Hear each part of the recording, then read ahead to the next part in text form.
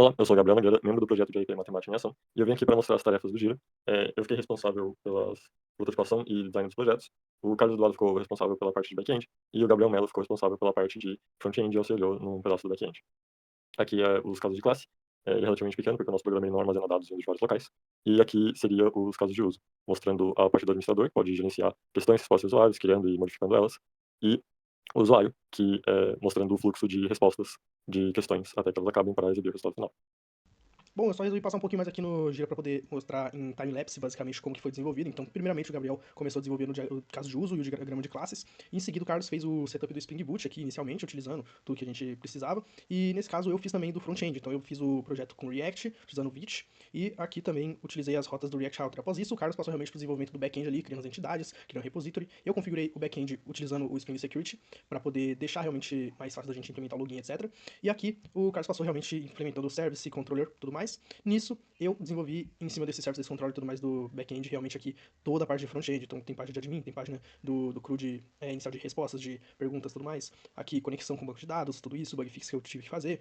Toda essa questão, né? Até a alteração aqui realmente de cores, coisas desse tipo. E aqui o Gabriel Nogueira fazendo esses próximos que na verdade ele só tinha esquecido de colocar realmente como pronto. Então ele ficou por último, mas tinha sido feito antes. Bom, para aplicação então, o que a gente tem aqui no back-end é bem simples, é um back-end feito em Java. Então a gente tem aqui basicamente a camada de modelo, que tem todas as entidades necessárias, service, o repository para poder injetar, a gente tem também aqui os UTL para poder fazer request de login, a gente tem um controller, e é isso, aqui é a configuração do Spring Security também.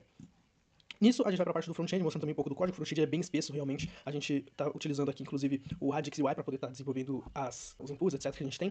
Então, aqui a gente tem toda a questão do Radix UI implementada, e por isso que a gente tem aqui, inclusive, uma pasta aqui dentro dos componentes com todos os tooltips, tudo que a gente utilizou que já era padrão, que veio dele. No mais, é o básico do React, né? A gente tem aqui as páginas, a gente tem aqui a biblioteca, a gente tem aqui os hooks que a gente utilizou, inclusive aqui na lib, no caso, é a biblioteca de API, que é a própria API que a gente fez, né?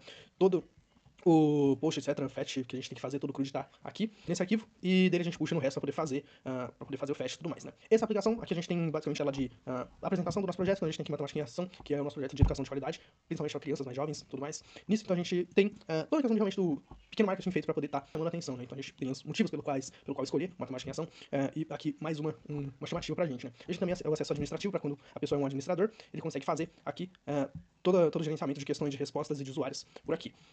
Nisso, a gente pode estar entrando, fazendo cadastro, etc. A gente tem um cadastrado que eu vou mostrar aqui, inclusive, como usuário, que a gente consegue fazer o get direto aqui pelo Postman, por exemplo, para mostrar.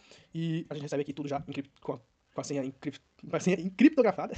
E nisso a gente consegue vir aqui direto no H2, selecionar também usuários, né? Selecionar aqui quais são as questões, né? Então aqui, por questões, a gente tem a pergunta, a gente tem qual é a resposta certa para a questão. E aqui em resposta a gente tem todas as respostas e em qual que é o ID da questão que elas estão assimiladas, né? Então a gente tem 4 para cada uma dessas 3 que a gente criou, e aqui na aplicação em si, a gente pode estar jogando, fazendo login, caso eu queira fazer o login direto com a minha conta, ou entrando também como visitante. Então entrando como visitante eu consigo jogar por aqui, ou fazendo realmente o login aqui, eu consigo entrar também.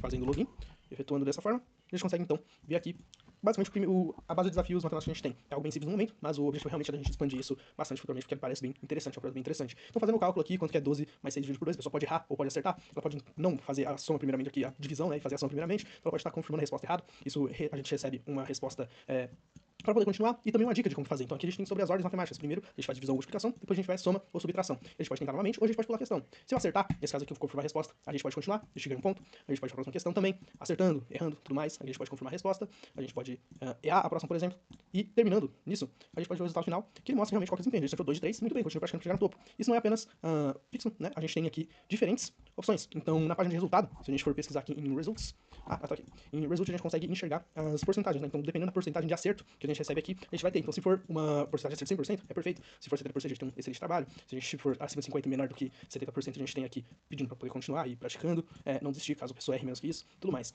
Essa é a aplicação funcionando, acredito que não tenha faltado nada. Qualquer dúvida também, estamos à disposição para poder estar resolvendo, né? Mostrando aqui também, em verdade, um pouquinho do acesso administrativo, a gente pode criar aqui uma questão nova. Então, uma outra questão, quanto é 2 vezes 2, por exemplo. A gente pode estar criando aqui com que é 2 vezes 2, e dando a resposta sendo, então, o ID da 13, por exemplo, que é a próxima que a gente vai criar. A gente já tem aqui uma nova resposta, o ID da questão é a questão 4, a gente tem aqui a resposta de 2 vezes 2 sendo 4, e a gente consegue aqui ir colocando mais. Então aqui dá 4, a gente pode colocar 20, por exemplo, e quando a gente for lá também fazer o quiz de novo, né, nesse caso o quiz ele não está aleatório, mas a gente pretende implementar a questão de aleatoriedade e tudo mais, né, a gente vai fazer uma melhoria nesse sentido, né? Então aqui a gente tem as questões e já colocadas automaticamente pra gente, né? Então a gente pode verificar também e ver o resultado final já mudando aqui nesse sentido.